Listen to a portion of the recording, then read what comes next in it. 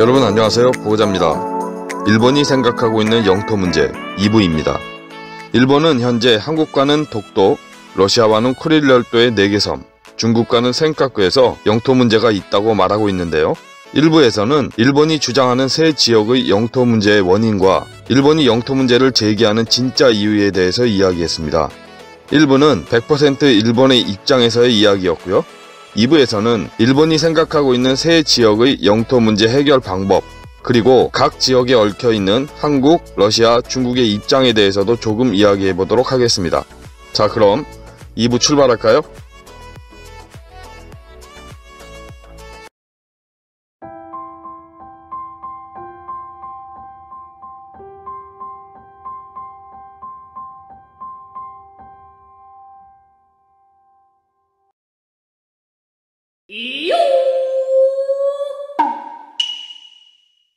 일본이 독도와 쿠릴 열도 4개 섬, 센카쿠를 굳도록 원하는 이유가 뭘까요? 입버릇처럼 말하는 것처럼 고유의 영토니까 국가적, 민족적 자존심 때문에 그러는 걸까요?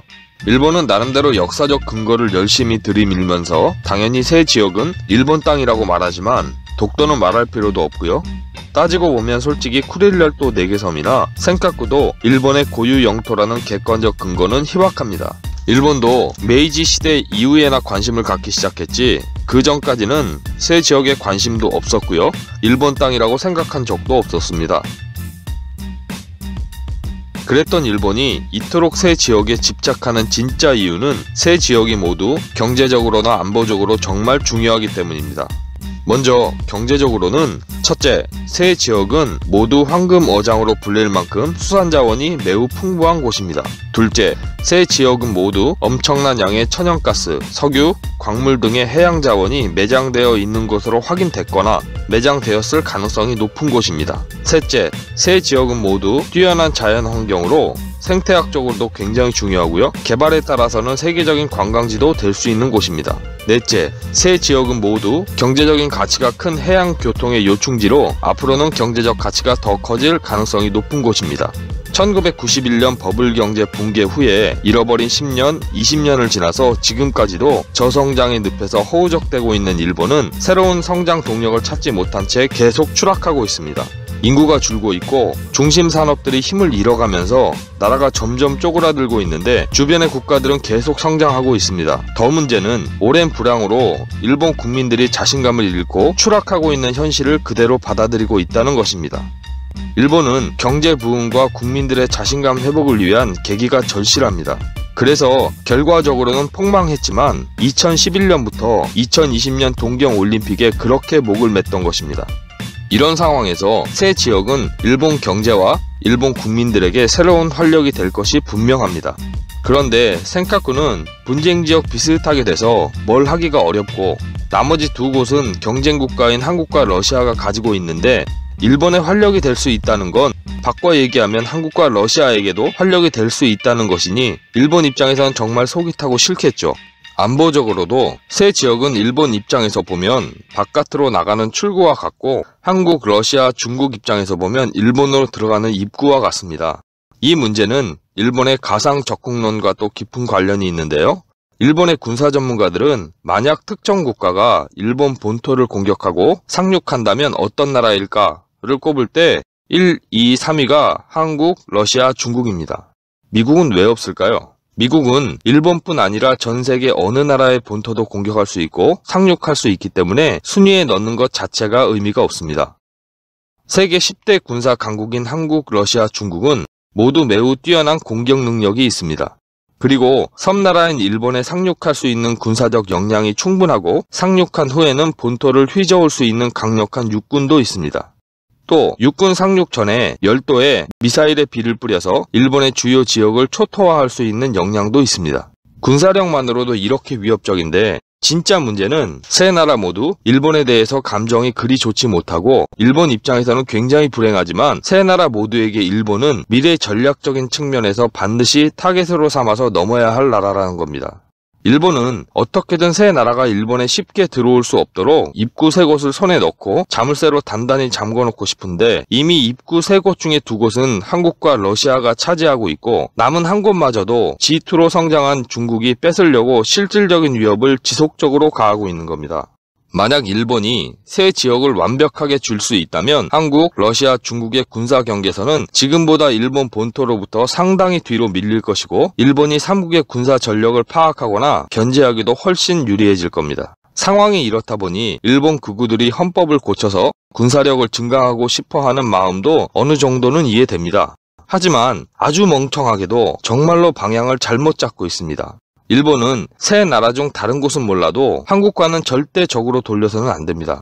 만약 한국만 일본과 국계 동맹 관계를 맺어준다면은 러시아나 중국도 경솔하게 행동했다가는 심각한 역공을 당할 수 있기 때문에 일본을 함부로 대할 수 없을 겁니다. 그런데 일본의 생각 없는 정치인들은 한국을 수시로 자극하면서 양국 사이를 이렇게나 벌리고 있고 더 생각 없는 우익들은 외교 관계를 끊자느니 한국을 침공하자는 식의 되지도 않는 소리로 일본 국민들을 선동하고 있습니다. 그리고 더더 생각 없는 일본 국민들은 상황이 이런데도 불구하고 자기 나라의 힘을 근거 없이 과대평가하거나 윗분들, 전문가분들이 잘 알아서 하시겠지라며 무관심하게 있습니다.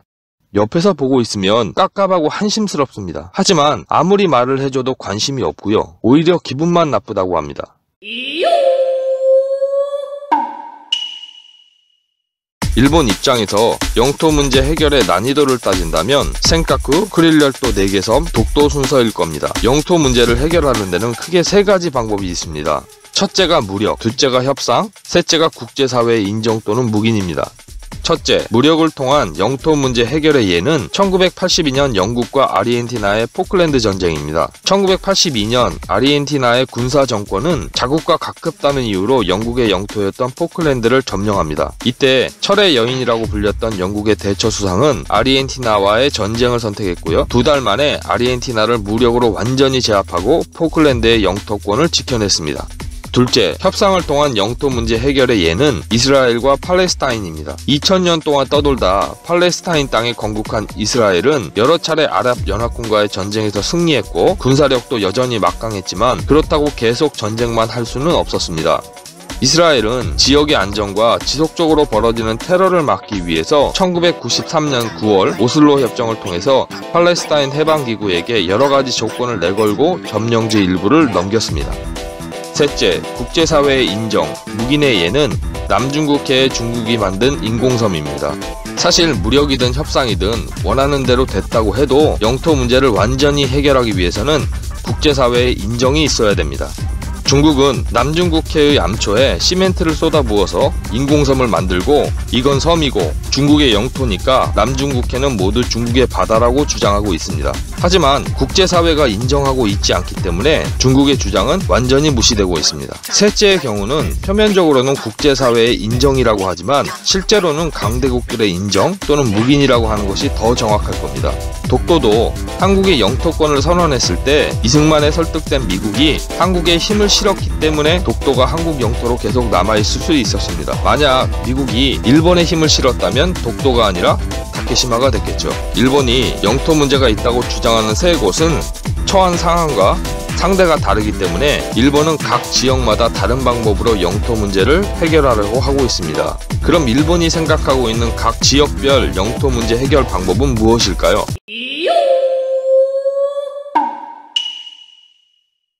일본은 쿠릴렛도 4개 섬의 문제를 해결하기 위해서 첫째, 무력을 사용할 가능성은 현재로서는 0%라고 해도 됩니다. 현재 시료 지배를 하고 있는 러시아가 일본을 공격할 이유가 없기 때문에 만약 일본이 무력으로 문제를 해결하고 싶다면 러시아를 선제 공격해야 합니다. 현재 상황에서 미국은 일본의 러시아 공격을 도와줄 마음이 없으니까 하려면 일본 단독으로 해야 하는데 과연 일본이 혼자서 러시아를 감당할 수 있을까요? 셋째, 국제사회의 인정 묵인을 통한 해결도 거의 0%라고 할 수 있습니다. 힘이 많이 빠졌다고는 하지만 상대가 러시아입니다. 시료 지배를 하고 있는 러시아를 굳이 자극해 가면서 일본의 손을 들어줄 주요 국가는 지금으로서는 없다고 봐도 무방할 겁니다. 얼마 전에 러시아가 크림반도를 우크라이나에게서 강탈했을 때 유럽들 반응 보셨죠? 조금 시끄럽더니 결국은 아무것도 못했습니다. 그리고 유엔 상임이사국인 러시아를 상대로 일본의 외교적인 노력이 성과를 내는 것도 그렇게 쉽지는 않습니다. 많은 나라들이 일본이 주는 걸 받으면서 원론적인 말만 하겠죠. 일본의 입장을 충분히 이해한다. 평화적으로 해결되기를 진심으로 바란다. 그래서 일본은 어떻게든 협상을 통해서 쿠릴열도 4개 섬을 돌려받으려고 하지만 이게 단순히 러시아에게 돈이나 이권을 조금 준다고 해서 해결될 수 있는 문제가 아닙니다. 앞서 말했듯이 쿠릴열도는 경제적인 잠재력도 크지만 특히 안보적으로 정말 중요한 지역입니다. 강국일수록 경제와 안보 중에 선택을 해야 한다면 안보를 선택합니다. 쿠릴열도는 러시아가 동북아시아 국가들 사이에 낄 수 있는 중요한 교두보인 동시에 미국의 아시아 회귀 전략을 방어하는 전초 기지로서도 중요합니다. 사실 따지고 보면요, 러시아와 영토 문제를 지금처럼 거의 불가능에 가깝도록 만들어 놓은 것은 러시아가 아니라 일본 스스로였습니다. 1951년 9월에 소련은 평화조약이 미국과 영국이 주도한 것이라고 해서 반발하고 서명을 거부했습니다. 그래서 어쩔 수 없이 일본은 4년 후인 1955년 6월부터 소련과 따로 평화협정을 위한 회담을 해야 했습니다.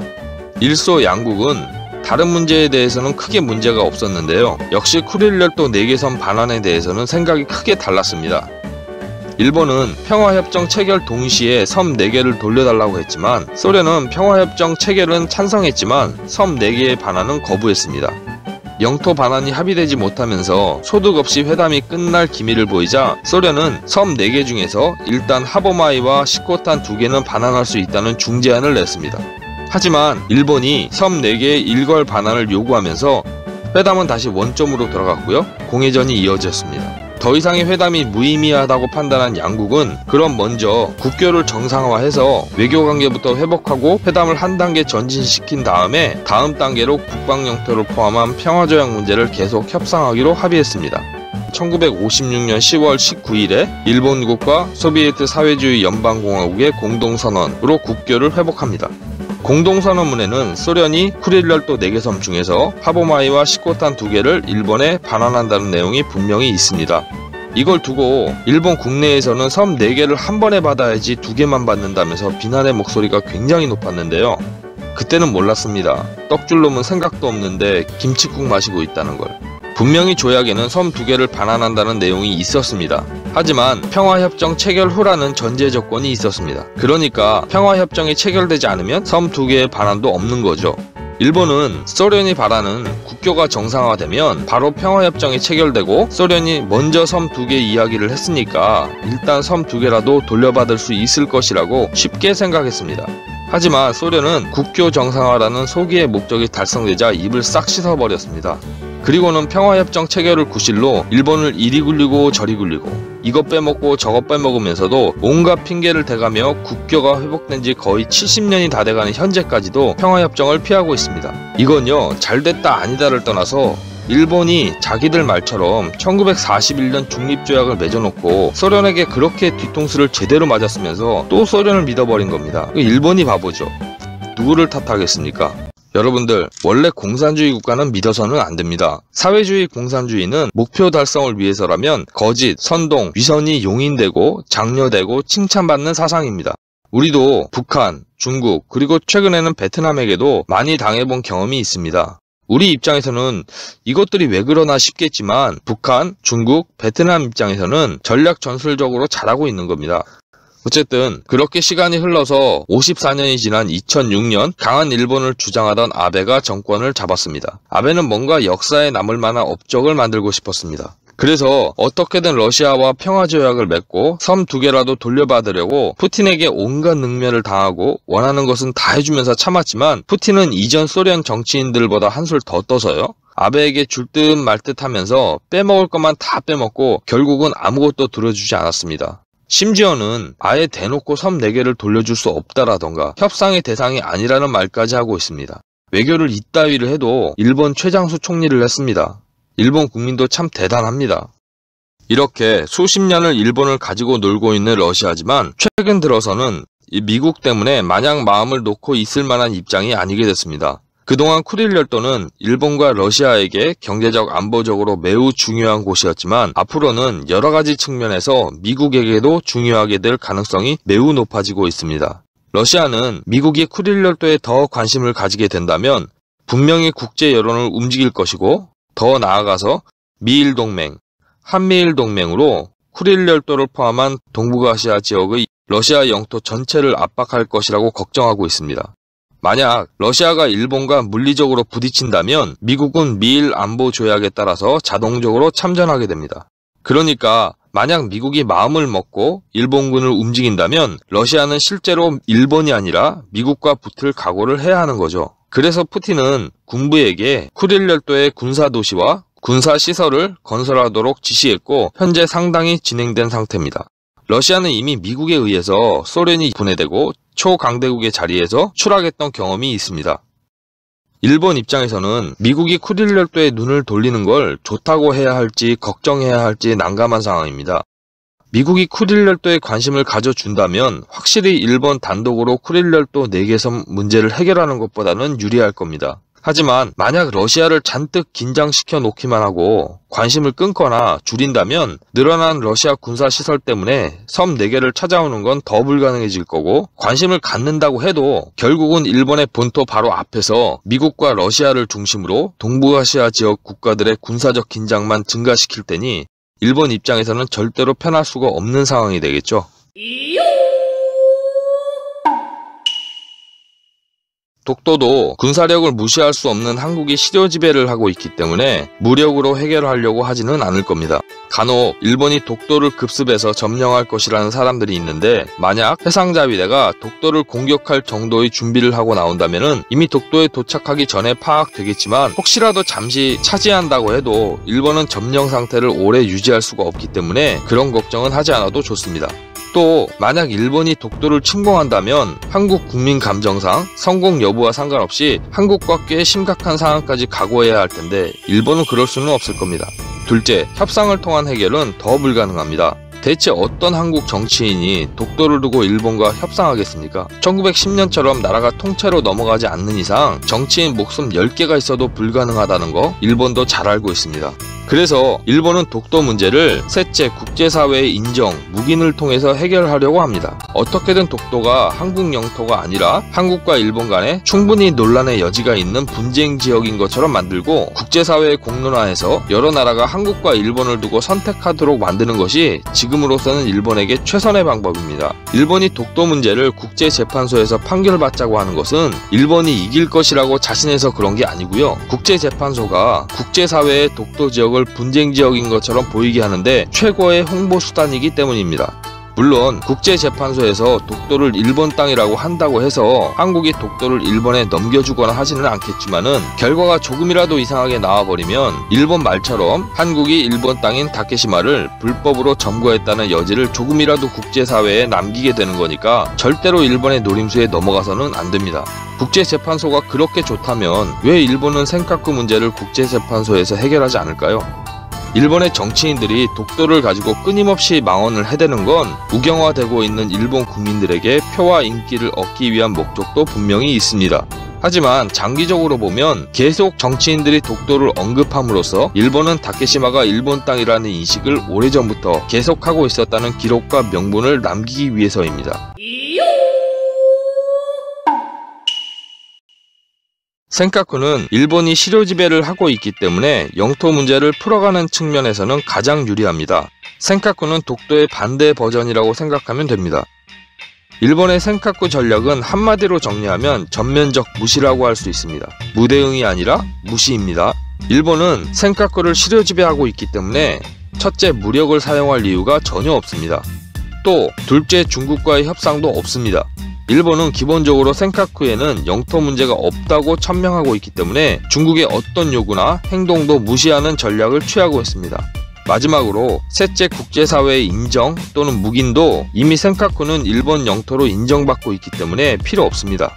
일본은 괜히 긁어 부스럼 만들 필요가 없기 때문에 최대한 센카쿠 문제를 국제사회에 별로 알리고 싶어 하지 않습니다. 하지만 중국이 워낙에 비상식적이고 위협적인 도발을 계속하고 있기 때문에 어쩔 수 없이 어떤 식으로든 대응할 수밖에 없습니다. 그래서 일본은 먼저 남중국해에서 중국과 영토 갈등을 겪고 있는 동남아시아 국가들과 연계해서 중국의 패권주의를 국제사회에 알리는 데 노력하고 중국의 군사적 도발은 미국의 대중국 봉쇄 정책에 적극적으로 협력해서요 사전에 차단하려고 하고 있습니다.